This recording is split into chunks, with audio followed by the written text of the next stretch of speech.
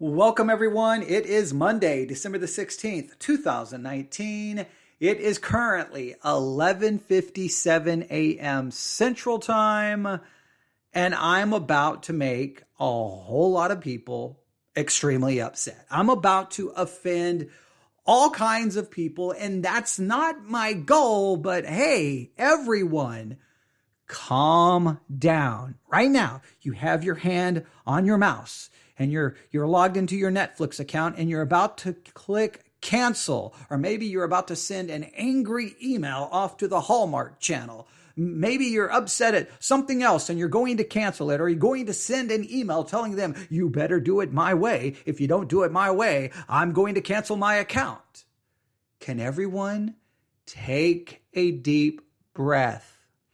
Step back from your computer, set down your tablet, put down your phone, and let's think about these situations logically. There are two controversial stories going around today.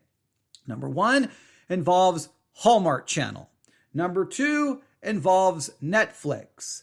And what do these two stories have in common? Well, they have a lot of upset Christians that are mad at both. And Christians are threatening to cancel Netflix or to never watch a Hallmark movie again, which is probably a good thing just because I hate Hallmark movies, but that's a whole different subject, okay? So let's try to find out what is going on, and then I'll offer my opinion, which is obviously not going to be very popular and is going to make a lot of Christians upset. Okay, before I offer my theory, let's just get to the story. First, we'll listen to a news report from NPR from this morning. This deals with the Hallmark situation. Here we go. The Hallmark Channel is in a bit of a mess over an ad campaign for Zola, which is a wedding planning website. The channel recently aired this ad. Do you think Zola could have made planning your perfect wedding easier? We do. I do. We've helped 1 million couples plan their weddings with free. Now, in that ad, there is a same-sex couple, two brides, and they kiss. A conservative group complained, and Hallmark pulled the campaign. But then the network reversed its decision. NPR's Linda Holmes has been following all this. She hosts the Pop Culture Happy Hour podcast. Good morning. Good morning. So who called for this ad to be pulled in the first place? Well, the group is called 1 Million Moms. They're a conservative group that's part of the American Family Association. This was part of a group of 6 ads. Hallmark responded by pulling 4 of them. Or flagging 4 of them, all of which featured this couple that was the 2 women. And they said, essentially, we don't want controversy. We don't want any distractions. We don't want to be divisive. Essentially, we don't want any trouble of network responses. And they pulled the ones that featured the lesbian couple. We don't want any trouble is usually where things start to go wrong these days. There was this big outcry on social media and other places. Who were some of the prominent people that drew attention to this? Well, there were advocacy groups like GLAAD and the Human Rights Campaign, also people like presidential candidate Pete Buttigieg and Ellen DeGeneres and William Shatner. I mean, it was sort of everybody from a variety of places. And then you have Zola, the company who produced the ads. They're a wedding planning company. Mm-hmm. How did they respond when the ads were pulled? Well, they said, if you don't want all of our ads, we will pull all of our ads. And they walked away. They were happy to walk away. They stood by their ads. They said, this is ridiculous. All that this is about is 2 women instead of a man and a woman. And they pulled all of their stuff. And in the end, I'm sure they probably got a pretty good publicity boost from this whole incident. To tell you the truth, if there's a winner in this whole thing, it's probably Zola, which I think made themselves a lot more visible to a lot of people, and I think got a lot of credit for sticking to their guns about the ads. Yeah. Hallmark did in the end reverse this decision. They called it, quote, a wrong decision. But worth pointing out, Hallmark's been criticized on a couple other fronts recently, including that their holiday movies have not been good on representation. What's the controversy there? Well, they absolutely have made a lot of holiday movies that are extremely white. They've just started to incorporate some Black couples and a few, I think, Latinx couples, but very white, very very focused on Christmas only. They've just started to incorporate a couple of Hanukkah celebrating characters, although there's been some controversy around that, including the fact that it's sort of like it's Jewish Christmas, which is not true, of course, but they kind of treat it that way. So yeah, they've never done great. And the funny thing is, when they put the ads back, or when they offered to put the ads back, they said, we don't want any trouble. Basically, we don't want controversy. Ultimately, does Hallmark learn from this? I mean, one would hope so. And interestingly enough, the Hallmark Cards parent company has groom and bride wedding cards. So, oh, that is interesting. Linda Holmes, host of NPR's podcast Pop Culture Happy Hour. Linda, thanks so much. Thank you. So there we have the first controversy. Hallmark Movie Channel. They pull some ads because there's two women, okay? And getting married, kissing, and, well, everyone is upset. American Family Association, the group associated with them, they want this pulled. Hallmark reverses. Hallmark says, okay, we're going to pull the ads. And then they go, wait a minute. We're not going to do this. We're going to reverse our decision. And now there's Christians upset. Christians saying, I'm never going to watch another Hallmark movie. This is crazy. This is outrageous. And I'm mad and I'm upset. All right, let me make this very clear to everyone. Gay marriage is now a part of the American culture. It's a part of it. It is not going away. And it just sometimes confuses me how some Christians say, look, you're a television network. You are going to only air what we agree with, what we like, what we approve of. And if you don't, then we're going to do this and this and this and this. Look, I just want to make this very clear to all Christians. And first, this is just a commercial. Let's keep that in mind. And even in the news report, let's make sure we remember who won in this. The company who originally put out the ads, they're going to be the winner in this. This is what boycotts almost always accomplish, as they only draw attention to the thing they're boycotting and make it bigger, make it more popular, make it more money. It rarely actually works the way it wants. Now, there are times it does, but not in most cases. But let's just think this through. Okay. If a television network is airing commercials that you do not like, here's a very good idea. You don't have to watch. You just don't have to watch. You don't have to go organize a boycott and try to force the network to your worldview, to your ideology. Because here's what happens. No matter what you watch, no matter what television channel you watch, they're going to air things that you don't agree with, no matter what philosophy or worldview you hold to. It doesn't matter. It doesn't matter if it's a Christian, it doesn't matter if it's a non-Christian. There are going to be things aired that you don't like.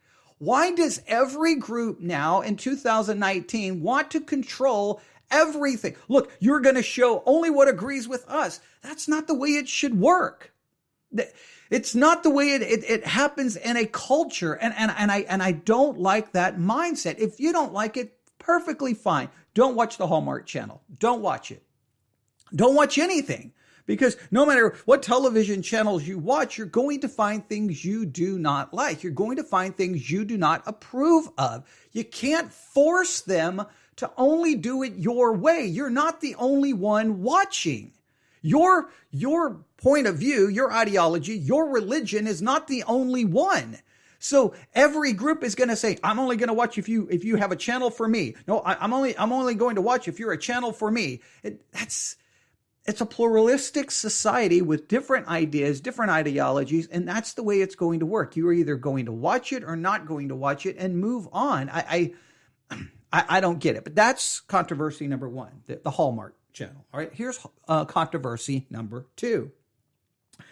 Netflix Christmas film about gay Jesus sparks huge backlash.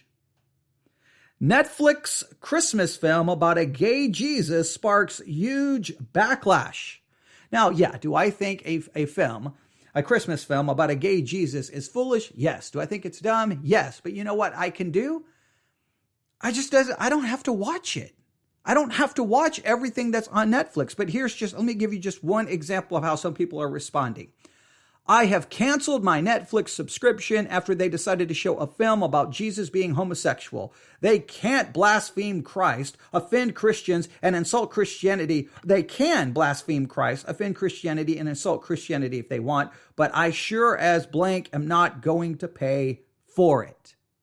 All right. So we say, hey, they can do these things, but I'm not going to pay for it. Okay. Well, now let's just think this through logically. All right. And again, these things sometimes confuse me. Let's think about this logically. Netflix. I don't know how many total television programs and movies that are currently available via Netflix, but there are a lot. I would guess probably in the thousands. And there's all kinds of content on Netflix that has things that would be offensive to a Christian worldview or a Christian perspective. You've got movies dealing with all kinds of topics. I'm not going to go through all of them, but I could sit here and pull up Netflix and just start playing things that would be filled with obscenity, sexual content, murder, killing, violence, you name it. It's all going to be there. And Christians, I guess we're okay with that. Hey, that's perfectly okay. All of that content's fine. But wait. You now made a movie, have a movie air on your streaming service that has a gay Jesus. Now that's too much. Now you're not going to blaspheme Christianity, and you're not going. Well, how many movies on there take the name of God in vain? How many movies are filled with blasphemy against God's name? I bet you there are countless movies, but I guess that's okay. See, it just makes no sense that all of a sudden now we're like, they have content that's offensive to Christianity. They've always had content that's offensive to Christianity. You know what you can do? You can watch or not watch, but the idea is I'm not going to support it. All right, so now you're going to only support, I mean, why even own a television? Why own a radio? Right? Because no matter what cable subscription you pay for, satellite subscription you pay for, or streaming subscription you pay for, there's going to be content that's offensive, quote unquote, to the Christian perspective. You just don't have to watch it. If you're only going to cancel everything that disagrees with your point of view, you can do that, but I don't know. Are you going to buy things from Amazon? I'm sure they sell books and movies that are blasphemous to the Christian perspective. Are you going to go into a bookstore? How far do you take this? I've got to stress this to the Christian world. I know this is going to be shocking. For those of us who live in the United States of America, you do not live in a Christian country. You live in a country where there is freedom. There is freedom for people to be Christian, and there's freedom for people to be not a Christian, all right? There is freedom to produce art that is very pro-Christian message, promotes the Christian message, wants to make everyone else a Christian. And there is freedom for people to produce art that mocks it, that criticizes it, that slanders it, and that attacks it. That's freedom. You want the freedom to produce movies and material that promotes Christianity, then you have to allow people the freedom to produce material that mocks it and condemns it and attacks it. You have to support freedom. Now, I've never looked at everything on Netflix, but I'm sure there have been movies from a very pro-Christian perspective available on Netflix. What if atheists now say, hey, we're going to cancel all of our accounts to Netflix unless you ban all Christian movies? Then Christians would be upset going, this is an attack upon Christianity. It's about freedom. You have the freedom not to watch. I have a Netflix account. I am not going to watch a movie about a gay Jesus. Probably not. I'm not going to watch that. There's a lot of things I don't watch on Netflix. I choose what I want and choose what I don't. I'm paying for access to all of their library, and I get to choose what in the library I want, just like any public library. You can have a library card. There are books in public libraries that probably mock Christianity, condemns Christianity, and attacks Christianity. I can either go read those books or I don't have to. I'm not going to go into the library and say, I want only books in here that promote Christianity. All other books need to be banned. I don't get this mindset. They don't do it your way, and then what you want to do is shut them down. You want to force them to cave in.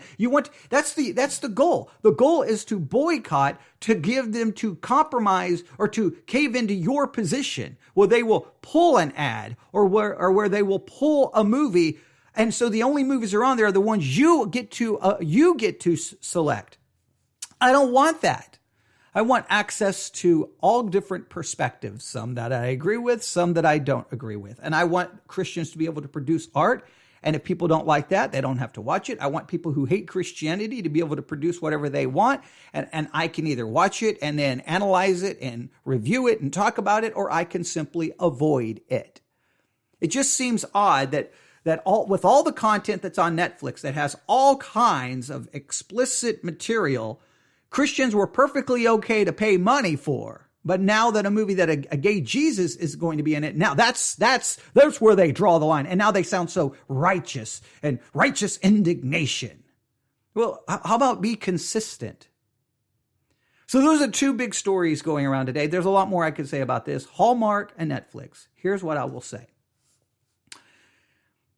You have the freedom, obviously, to not watch anything you want. You have the freedom to cancel your account. You can do that. But how far are you going to take canceling? I'm not going to support anything that goes against my Christian faith. How far are you going to take that? Pretty soon, you're going to move. I guess you're going to sell everything you have, cancel the internet, go live off the grid in a compound somewhere where you raise your own food and you don't have any contact with the rest of humanity. Because every time you spend money, every time you go somewhere, you're supporting possibly people and companies and owners and managers who don't agree with Christianity and may use their money for things against Christianity. Why do we think it's our job to force all of these lost people to agree with our position? Now, you can do it that way, but just be consistent.